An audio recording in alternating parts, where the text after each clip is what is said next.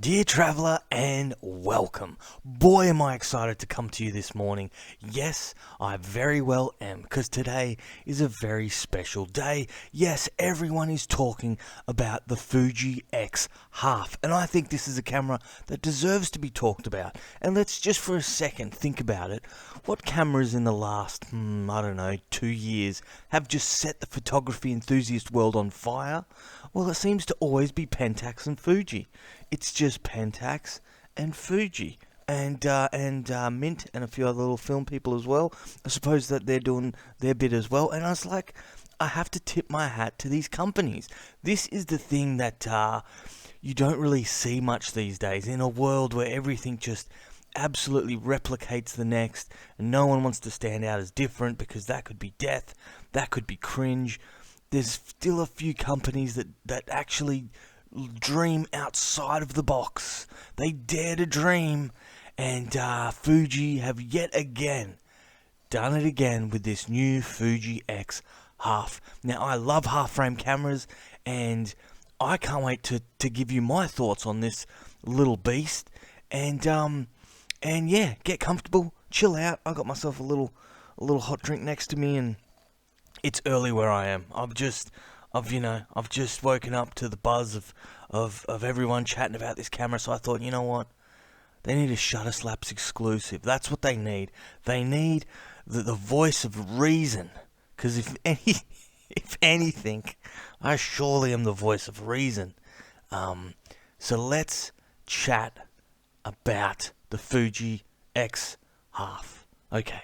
So, half-frame camera, which is obviously, it's a bit of a joke because there's no such thing as a half-frame digital camera. Half-frame refers to the film size, trying to double your amount of films, half the actual 35mm film size. So it's not taking itself too serious, calling itself a half-frame, which is exactly what this camera is about. It's about fun, okay? So they've created a half-frame digital camera using a crop sensor. Well, not a crop sensor, a smaller than crop sensor. It's like a 1-inch sensor. And a few people lost their minds about that, and they're like, how can you call it an X camera when it's not even an APS-C sensor? And you go, relax, bro. What about the X? What is it? The X10? Isn't that like a tiny little sensor? And that's still an X, right? So just freaking relax, okay? It is an X camera. Right, Fuji designed it. They can call it whatever the hell they want. They say it's an X camera, and look, it's got a lot of the features of the X cameras. It's like a stripped back, X100 stripped back version. It's an X camera, right? Freaking deal with it. It is what it is. Is it up to the same standard as an X100? Probably not. Is it up to the same standard as an X Pro? Probably not. But it's like a cute little keychain. It's a little keyring version. Which I think's great. I love that. That's a great concept. That's fun. And it's JPEG only, and it's fun. And it's just meant for fun. And it's a little tiny camera, and it's cute, and it's got everything. There's a couple of things that really piss me off about this camera. We'll get to that later. But on the surface, it's freaking fun. I'm loving it. It looks cool. It looks really cool, except for one feature, which we'll get to, which absolutely destroys me. But it's a fun camera. I love it. Now, the features on this thing are amazing. I really think they pushed the envelope on this camera, where you've got your normal digital camera, it does whatever it needs to do, and then you've got the half frame, and if you want to make diptychs, you can flick the little switch, and you can make yourself little diptychs. I think that's awesome. I think that's absolutely awesome. It's just adding a little bit of fun and whimsical and a bit of old nostalgia from the old world into a modern day camera. And that's the thing. Who else has done that? Who else has come up with that concept?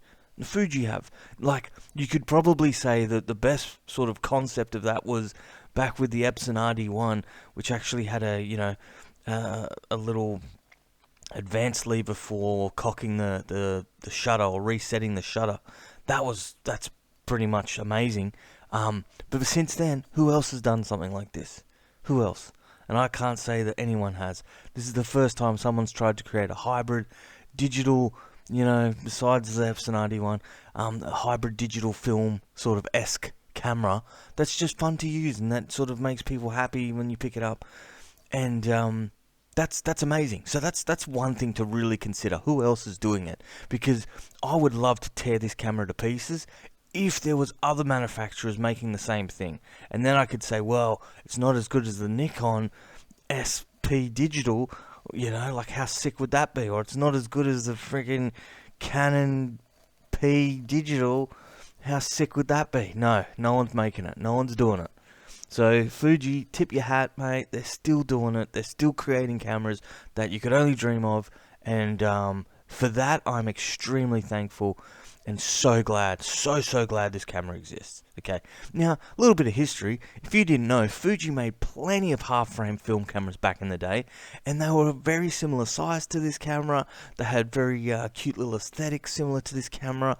So this is sort of like a harking back to those earlier Fujica days, which is really cool. I don't know if many people realize that. Is that Fuji definitely had a lot of little sort of pocketable half-frame cameras, and I love that because it's almost like a sort of similar fun camera, digital fun camera, would be like the Pentax Q or the Pentax MX1.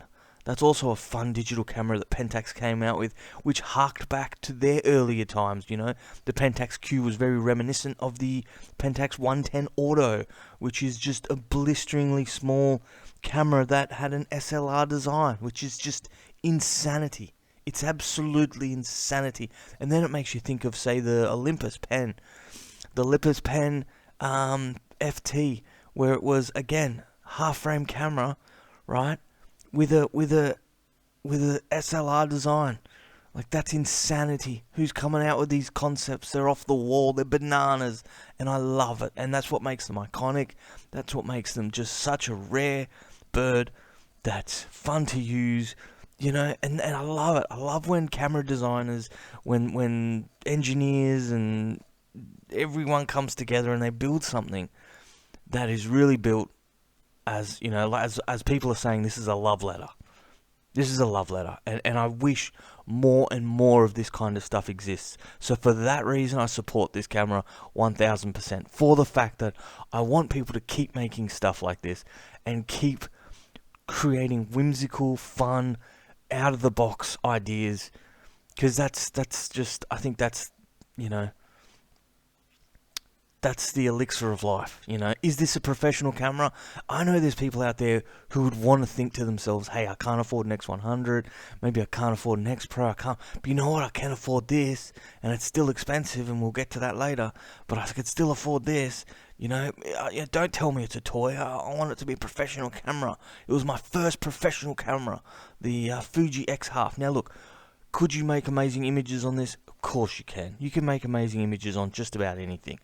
I'm sure you can make stunning photos on this. But it's just more a fun camera than a professional camera. That's just the reality to it. And there's many reasons for that. And sure, I can get into it later. It's not really a big deal. It's very easy to explain.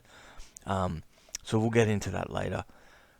But talking about the Pen FT and the Pen F and the Pentax Q. Now, when I had my Pentax Q, I had the first version. Why did I have the first version? Because the first version had a magnesium body. Oh, and it felt amazing in the hands to have a teeny tiny magnesium body with interchangeable lenses. Like, that's phenomenal. I had pretty sure it's got a hot shoe, it had a built-in flash that's really cute and bizarre. That camera was built like a full-size professional camera, shrunk down into a tiny little camera. It's amazing. And then you look at the Olympus Pen F, the digital. That camera as well harks back to the Pen FT and the Pen Fs and the half-frame cameras. That was the idea behind it, the genesis of it. But fantastic camera, built super high quality, great image quality, interchangeable lenses. Shoots raw, has all these sort of pro features built into a small whimsical camera. That's where these cameras starts to fall apart a little bit. It starts to fall apart because it's not a professional camera. I saw someone in the comments say that it's basically a Instax Evo camera with just a couple of tweaks to it, and you know what, it does now I think of it, it does kind of feel like that. It kind of feels like an Instax Evo, and they've just taken out the printing and just put in a viewfinder and a few little features here and there, and that's kind of what it is. And there's nothing wrong with that. There is absolutely nothing wrong with that, except for the price point. Now a lot of people are going to be talking about the price point on this thing, because the price is bananas. The price is bananas. Which I don't know how they're going to swing it. But look, hey, if you can afford it and this is just fun for you, if this is just a fun little camera, do it. But the thing that gets me about the price point, it's not that the fact that the whole camera is made out of plastic, it only weighs 280 grams. It's not that so much that kills me, even though that is killing me softly.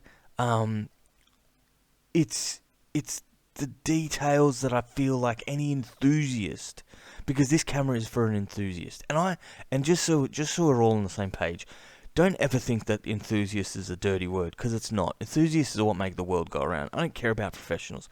I don't care about some wedding photographer who's like, I can't use it for weddings. Bro, who gives a crap? It's all about enthusiasts. Enthusiasts are the greatest people on this earth, and what makes life worth living is enthusiasts. So if you're an enthusiast, freaking go for it.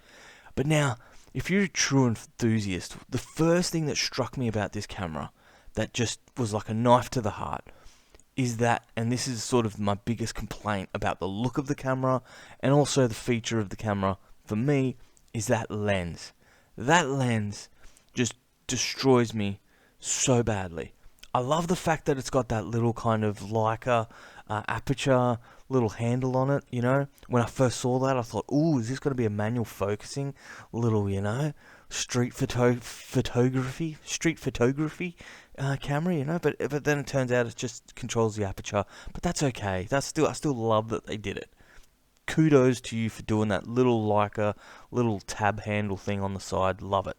But the lens itself, it looks like it's from a $2 Cracker Jack camera. Like it does. It looks like, you know what I'm talking about? Those Hong Kong, like, I dare say, even my Holga camera lens looks better than that. Like it just does. I don't know if it's the spacing of the wordings. I just don't know. But it's got that kind of doorbell look like the Instax Evos have. And it just destroys me. And I feel like, oh, why does that destroy you? Why is that such a big problem? Who cares? Well, because if you look at miniature cameras that have a high ticket price, they generally have beautiful lenses. All right, like let's just run through a few options, right? And you can get all these options for far less than this camera. Okay. Let's look at the Rollei 35, not the new one, because it's another abomination that I don't want to talk about. But the Rollei 35, the original, and when I say the original, I mean either German or Singaporean. Take your pick. Has a gorgeous lens on it. That was kind of, because back in the day, right, this is going to blow your mind, but back in the day, the lens was kind of the important factor, and having a good quality Zeiss lens or Leica lens or something, was like a big ticket item. It was like, wow, this camera's got a fixed lens, but it's a gorgeous, T-coated freaking Zeiss lens. Wow, Summicron lens. Wow, that was like amazing. And then you had that in the Rollei 35. And then what about what this camera, the Fuji X half, what it kind of reminds me of? It reminds me of the Contax T, the original T, right? The original Contax T. Beautiful small camera, it's a bit of a bizarre thing. It's got a drawbridge on it. It's all kind of like, what were you thinking? What were you thinking? But it's beautiful. It's perfectly made. It's cute. And it was something different. They wanted to create something different. And they did. But, however, if you look at the Contax T, it's got a beautiful Zeiss lens on it. Gorgeous optics. And that's kind of the thing of like, hey, it's cute, but it packs a punch. It's cute, but it packs a punch. And it's been, even if you look at the Olympus ethos, when Olympus was creating the XA and the original half-frame pen cameras, you know, the designer said it's all about the lens. I want to spend all the budget on the lens to get the best quality lens, and just, you know, because the lens is the heart of the camera, right? And I understand we live in a digital age and you can kind of fake it all in digital mimicry and all this kind of stuff. I get it. But when you're paying a big premium, I want to see a nice big, you know, Fuji lens, a huge one with a big aperture on it. I want it to look like that kind of, you know, with huge aperture blades. Like, imagine if this thing had like a big 16 aperture blade, you know, f1.4 lens on it, and it just looked like you were staring into a fishbowl. You know, like, wouldn't that just be gorgeous? But instead, you've got this tiny little, you know, minuscule freaking, you know, doorbell camera strapped to it. It just really just killed it for me. You know, that little detail killed me for it. Is it a bad lens? Who knows? It's probably great. I'm sure you can take good images with it. I'm sure it's plenty good enough. But it just doesn't feel, look great. Bleh, bleh, don't like it. And then on that point of don't liking it, it just kind of rolls on from there. Has a cold shoe, doesn't have a hot shoe. What the hell is that? Like, I'm not even annoyed about the JPEG thing, because I shoot JPEG when I go digital. I don't care. I don't need to freaking spend 7 hours in front of a computer adjusting some photo. Like, I try and get it in camera, right? You know, JPEG, I don't mind. It's a JPEG camera. I can do with that. But then it's got a cold shoe. Ugh. Doesn't have a proper flash. Has this weird constant light that doesn't really do anything. Ugh. They're the gripes that get me. Because it's, again, Pentax Q, when that camera came out, it was super expensive. And people would have yelled at that and said, that's a crap camera. Why would you spend your money? You can buy a full DSLR for the same price. And yeah, you could. But what the Pentax Q did do is it had built-in flash, built-in hot shoe, shoots raw, has so many features that a professional camera would have built into this small little package. So it made it like, you know, it was a miniature professional camera. This Fuji X half is a miniature toy camera, enthusiast camera. But then I kind of feel like the enthusiast part of it's dying off, because you're like, well, it's missing some key sort of features that means an enthusiast would probably look down on it and kind of be like, okay, no hot shoe, no flash. I think I read somewhere where it doesn't have a lens thread mount, so you can't even put stuff on the you can't even put stuff on the lens. You can't put filters on it. It's like, oh, okay, it's, you know, it's, and I get it. I get that a lot of those things can be baked in. You don't need to put a red filter on it. You can probably just have a little button, a little digital replication of a red filter. I get it. But if it's an enthusiast camera, and the enthusiasts like that kind of stuff, you know, yeah, just kind of missed the mark a little bit. And the fact that it's all plastic and the price point, I just don't know how, and the price point is just killer. Like, the Fuji Instax Evos, even though they're not my cup of tea, I think they price them properly. It's a little bit more expensive than your standard Instax cameras, because obviously you're getting some more features, more digital, whatever. I get the price point. It actually made a bit of sense. This price point on this camera, who's like, it's it just misses, for me personally, it just misses so many marks. Now, again, if it had a Zeiss lens on it, which makes no sense because it's a Fuji camera, so of course it's going to be a Fuji non-lens, but if it had some beautiful lens on it, that you're like, oh, okay guys, this is a special edition lens that Fuji brought out just for this camera. They're never going to re-release it on any other camera, and if you want that, this is the camera to get it on. Like, something like that, which made it special. You know, something that made this a one-off, bizarre, you know, unicorn camera that you had to get, you know, almost similar to a Holga in the sense that, like, everyone knows when you've shot a picture on a Holga, because everyone knows the look of a Holga. And a Holga is Holga. Love it or hate it, it's a toy camera, whatever. You love it or hate it because it is the Holga look. Whereas, like, what's the look? You know, I suppose you could say diptychs. If you start seeing diptychs, you know, turning up everywhere, you're going to start to think, oh, is that a Fuji X half?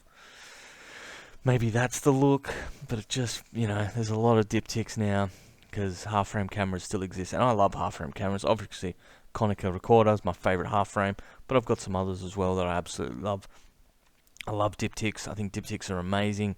So for that, like, I just felt it missed a little mark there. I wish it had just a bit of a... And then also, and I think I've said this in previous videos, just wish it also had a little bit more whimsical factor of, again, you think of the Pentax Q. Pentax also came out with the Neon Genesis color, color codes, and also had some insignias on there. What's happened to that? What's happened to having cameras that maybe had some pop cultural references, or had something that was, made it that little extra bit special?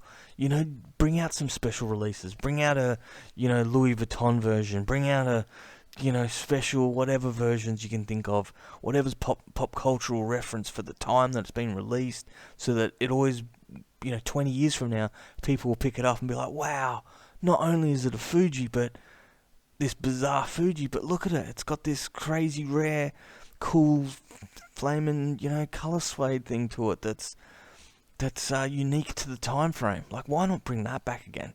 Because that's another thing that people might splash out and be like, you know what, the camera's a little bit of a miss, but it's so cute and it goes with my shoes. It's a Nike, freaking Nike Air version of it, and it goes with my shoes, and it's cute, and it's a little keychain, and yeah, it's like a little thing. It's almost like a bit of jewelry, a bit of fashion. Show it off, do a bit of that. That's what I'd be doing, trying to market this thing, get it out. But look, sort of rounding this video out, coming back to it, and just wanting to share a little bit of love for the camera. What I really love about this camera is that the rear screen, how it's got the secondary screen, which almost looks like a window into what film canister you're shooting. That is absolute mastery. That is gorgeous. Freaking 1,000-star effort that someone thought of that, because that's sick. Absolutely love that.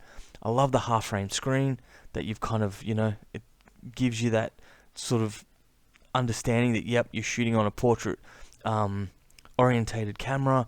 Love it. I think that's fantastic. And the film mode, right? This whole film mode where you have to advance cock this little lever to go to the next frame, and it plays this little game with you where you pick a film stock, and then you won't see any of the photos until you get them developed in the Fuji app. That, to me, that just that there, that's what sort of brings this thing back alive again, and just saves it from being completely sort of, drowning in uselessness. They bring out these few little features that just really make it a cool camera, right? It's just a cool thing that really harks back to that earlier time of film photography, which is obviously getting more and more expensive and obsolete. And who knows, like, one day film photography could become so out of people's price ranges and servicing of the cameras and developing of the film that it's just going to be a dream that most of us won't be able to do anymore. So then you've got this camera where you can just have a bit of fun with and sort of have that feeling, I think that's going to be it's a really silly, fun idea. I love it. Absolutely love it. Big tip the old hat to Fuji on that one, because I think those little features is what makes this camera amazing. And just the way they've incorporated it. They didn't shy away from it and say, oh, the lever's just for, like, when you want to, like, look at a photo or something useless. They actually said, no, you have to hit the lever every time you advance to the next frame, and you've got 36 or 74 shots or whatever it is, 72. I think that's super, super cool. Good job on that one, Fuji. Freaking nailed that one. Yeah. So that's my little overview. Oh boy, am I glad this camera exists, and I wish more camera companies came out with cameras like this, because and I know it's kind of like, how can you say you wish more people did it when you're not going to buy it? And I know I'm a bit hypocritical, but even though it's not for me, doesn't mean I don't want it to exist. Of course I want these cameras to exist, because it's whimsical, it's fun, and it's just trying to make photography fun again and not so serious. When's the last fun camera Canon came out with? Never. When's the last fun camera Nikon came out with? It was just fun. Not really. You know, I love the fact that Canon came out with the Nikon SP. They sort of re-released it in the year 2000. That was awesome. Good on them for that. Freaking kudos there. But, you know, Olympus comes out with some bizarre, fun cameras. Pentax has come out with fun cameras. You know, Sony have always come out with, like, cutting-edge, bizarre cameras. That's, you know, nothing really harking back to any vintage stuff. But I guess Sony don't have that heritage. You know, but I just want to see more silly cameras. I love silly cameras, but make them cheap. Because who's buying a silly camera for a big price? You just can't. You can't. And then, you know, come on, guys. Come on. We got to make them cheap. Like, imagine that. Imagine if this camera was dirt cheap. Like, if it was really cheap, dude, I'd snap one up. Right? If we're talking, like, Instax Evo prices, if it was around that ballpark, dude, I'd pick one up. It's fun. Why the hell wouldn't I? And then chuck in some stupid colours. Chuck in maybe some, you know, little stupid custom, you know, features on it. Something where you can kind of design it, style it, something like that. Dude, straight out. It'd be fun. Be stupid and fun. And that's what we need. That's what we need in 2025. We need stupid and fun more than ever. So, you know what, this is a step in the right direction. So there you go, guys. Let me know what you think in the comments below. Hit me up, and I'll catch you on that there next one.